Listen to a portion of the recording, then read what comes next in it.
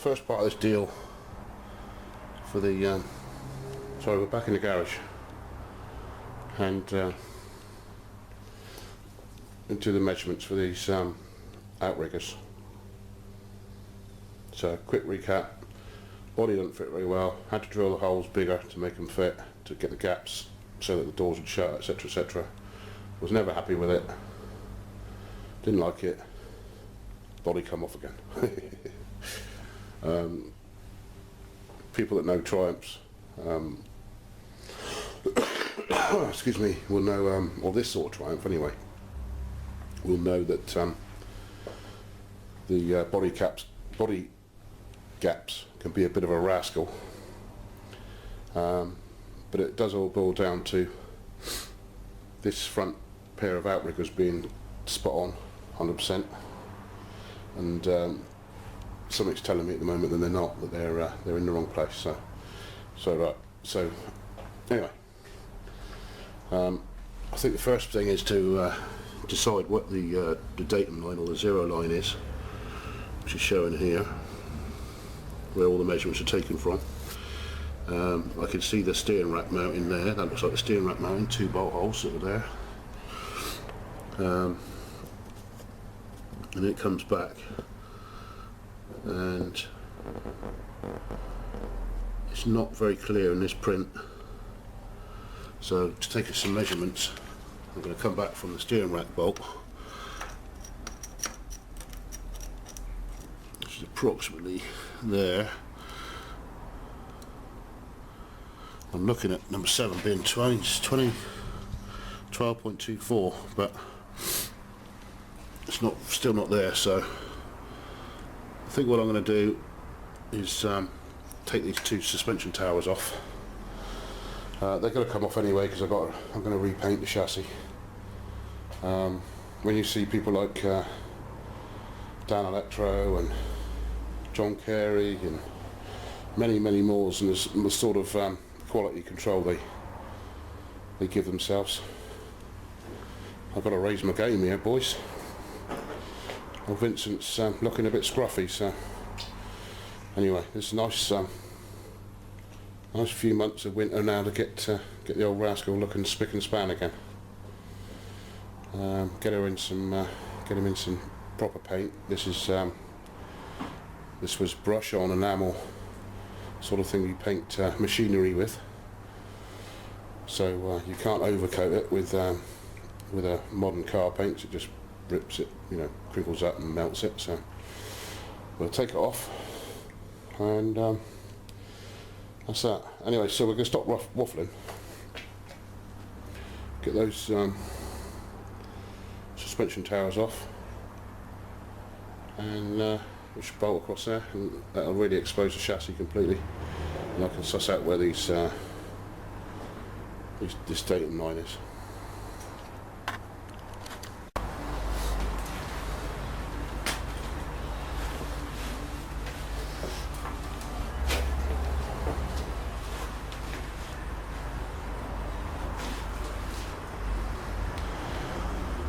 No.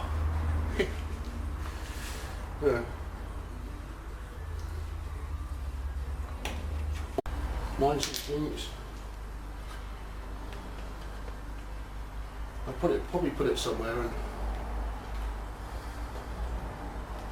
I don't know. Ah, on the bench all the time. Look. Which one of you rascals put it up there when I wasn't looking? Got this socket all right at the bottom.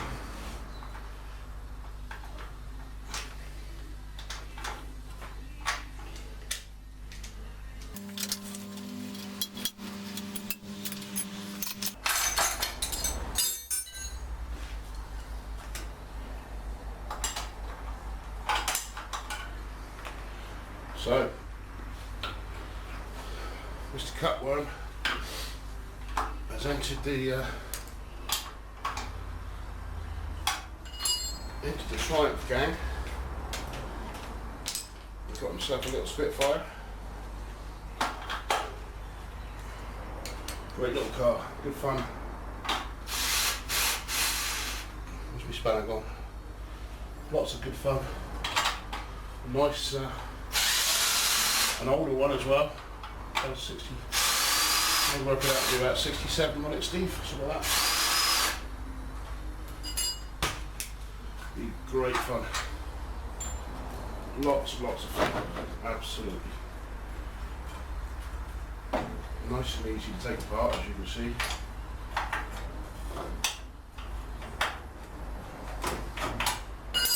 Not too bad anyway. Nothing's really heavy anyway, it's all little. Not quite as little as Bosley stuff, but even so it's still fairly little.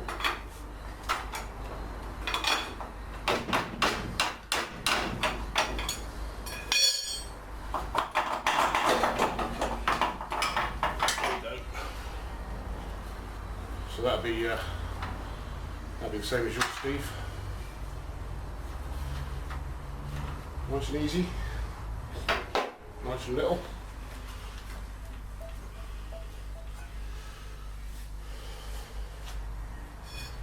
I'm going to take the wishbones off together, leave it attached to the hub so I don't have to store anything too much.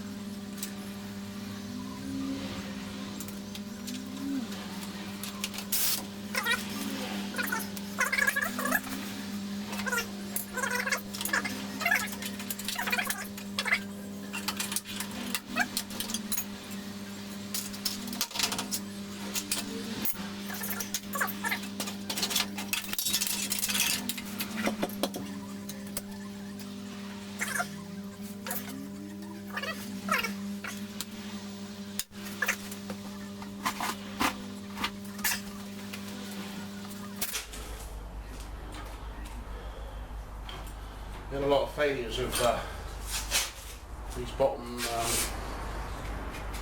trunnions. I'll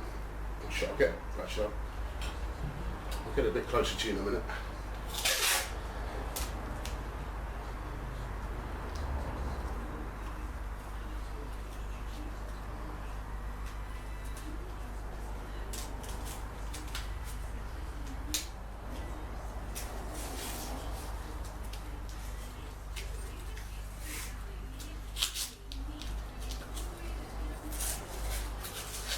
Make a lovely nurse, wouldn't I? We had quite a few failures of these Kingpins, trunnions at the bottom. This bottom swivel, which is here. This is these were new when I did rebuilt it. Basically, like a phosphor bronze threaded piece. It's threads on the bottom of this stub axle threaded, and they're meant to be greased with 90 weight gear oil, but or lubricate with more 90 weight gear oil. But a lot of people, when people got them serviced in garages in the old days, they just put ordinary grease in them, and the ordinary grease doesn't sit in the thread properly, and they wear out quite rapidly. The result being that this swivel would drop off the thread, the stub axle would fly out, and you'd come to a grinding halt on the side of the road. I think usually it used to happen, all the ones I ever went out to had to recover was always done like roundabouts or junctions, so it's like low speed stuff, but you can imagine it would be pretty horrendous if it did it. It's high speed. Literally there's nothing, the wheel just comes back into the wheel arch and stops. So you lose your steering, your suspension, everything. So anyway, there you go, waffling on again, sorry about that.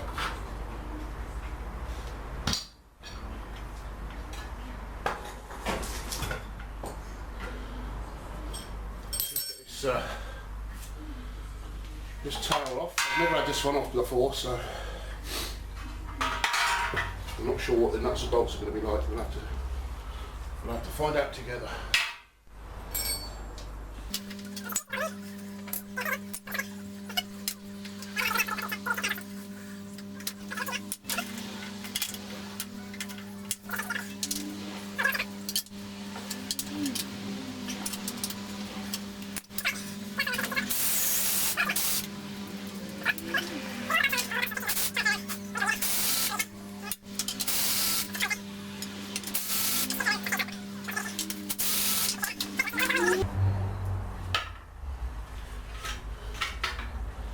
Okay, so that's the tower off. Not too exciting, was it? Just hoping to see what see about these measurements, you know. It's the whole point of the exercise. Give Vincent, you dirty boy. He was very oily.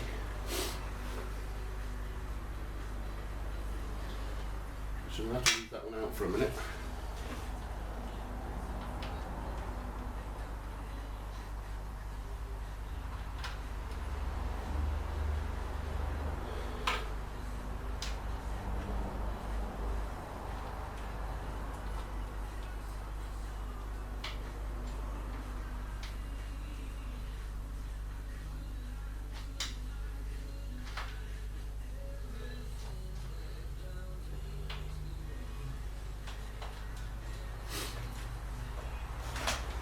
Anyway, come here you lot, let's go have a look. Got a problem with my my battery. I don't know whether it's, I have to be plugged in nearly all the time now. As you can see, I always have a lead.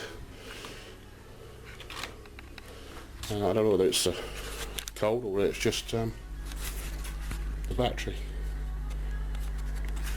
Okay, so if I go and get my picture again, we'll have a look together and see what we think about this datum line.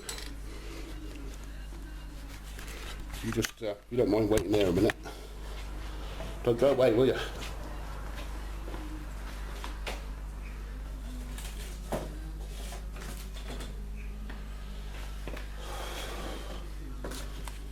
What do I do with my ruler?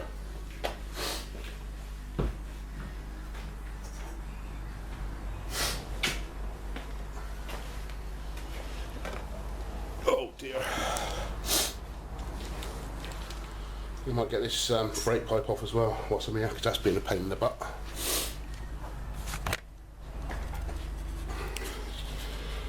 So,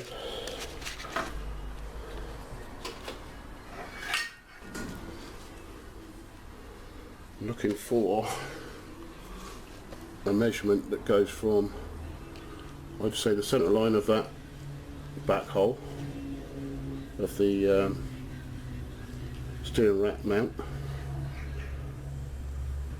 and that'll be our centre line. So 12 point, what was it, number 7, 12.24 back is where the datum line should be from the centre hole.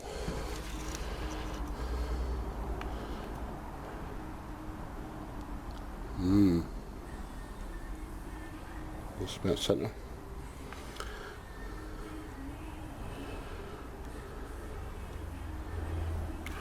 So it's not even centre on that really, is it?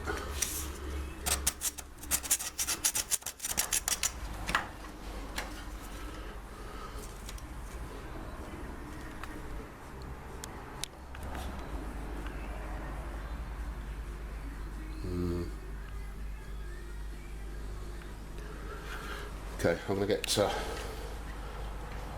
some something to make a scribe line with, and we'll scribe off. So you hang on a minute, I'll be back. Well, it's starting to make some sense, I think. I've noticed there's two measurements for 7. Where's my numbers? 7, so 4.82 and 4.76 inches. And I've screwed a bolt, a 3/8 bolt in the hole, and the measurement is, get the ruler somewhere close. Let's just do it the vernier.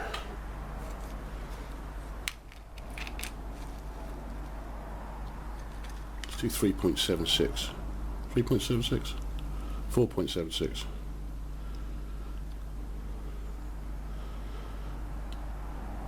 Oh, nearest damn it. From the centre line of that bolt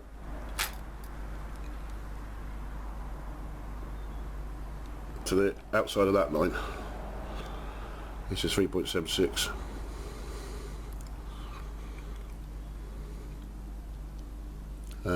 The other measurement, 4.82.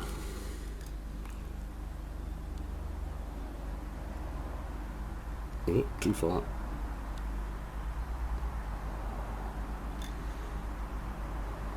Not easy when it's flashing. It's flashing to tell me it needs a new battery, I think.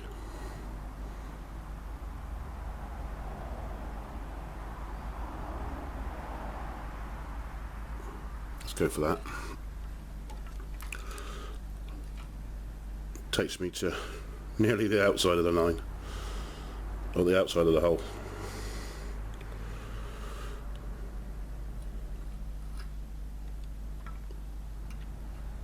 So I guess you can take from either side of the bolt when you're doing your measurements. Just to check that, I measured off of another line, which is number 61, which is there, which is showing me, because I just noticed as well, did you notice that there's 2 lines on that datum line? Very faint, but there's 2 lines.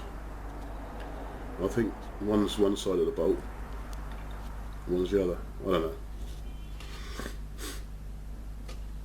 Because that one there is showing the other side, and so is that one. So, I don't know. Maybe it's for when you're hooking your tape measure around, is it? They thought about it. Anyway, 61 is the front of this section here. If I put I put a straight edge up. Actually, let's just do it by 61 is 7.44 inches.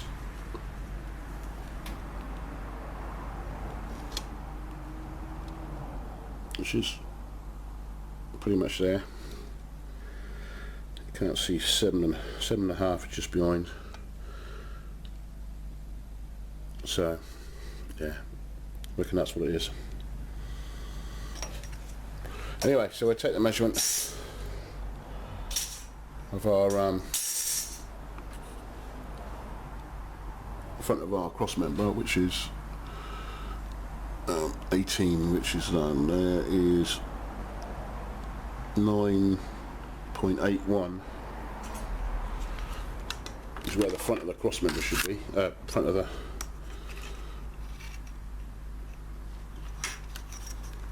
let's get it out of the way.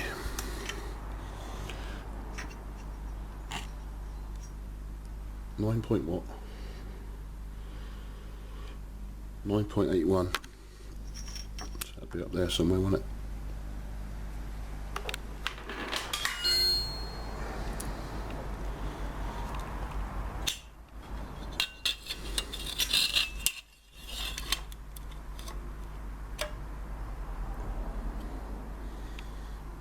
Doesn't actually look far out, does it?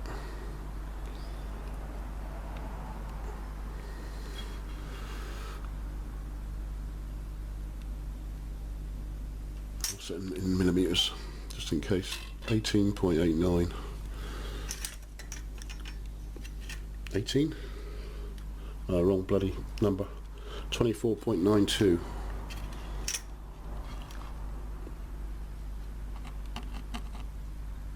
I'll tell you what, that's not far out.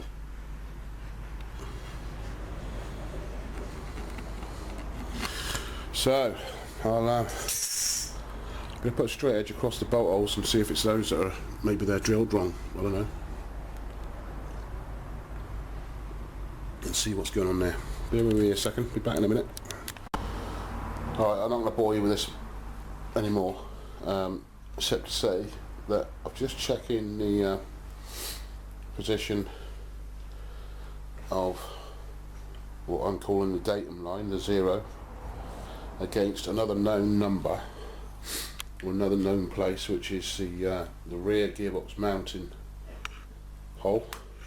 Let's put that there. Which comes up as number 24. Number 24 is 82.9 or 82.49. I reckon I've worked out why that's why there's two figures. But you tell me if it sounds like a little poppycock. But anyway, if I go along the centre line of that bolt, I've scribed a line with some correction ink. That looks pretty much, if I wobble about, let's hold it straight and square, pretty much spot on there. So that's what we'll say, that one, we're happy with that as being the datum line. Anyway, yeah, what I was wondering about the second number, they're 5/16 bolts, which are pretty much 8mm, aren't they? Half of 8mm is 4mm. Take 4 off, gives you very nearly that number, that second number. So anyway, it's enough waffling. So again, that is a guess. I'm reckoning on 32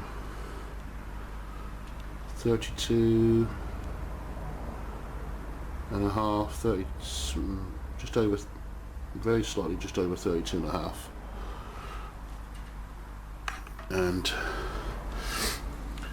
number 17 there, 32.46. So it's looking pretty accurate to me, short of about half a millimetre. I'll just check those outside holes and then say that they're good enough in a minute. Well, we've gone proper agricultural now. We've got a bit of string out. Just sort of pretty tight across there. And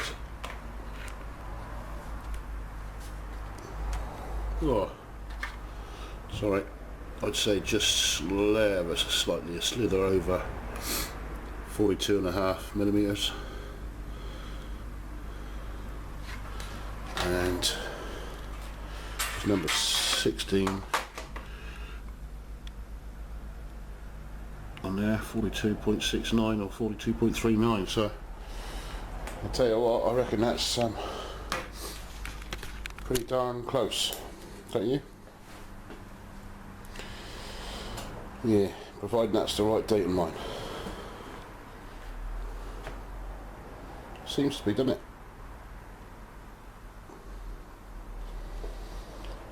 Answers on a postcard to Blue Peter,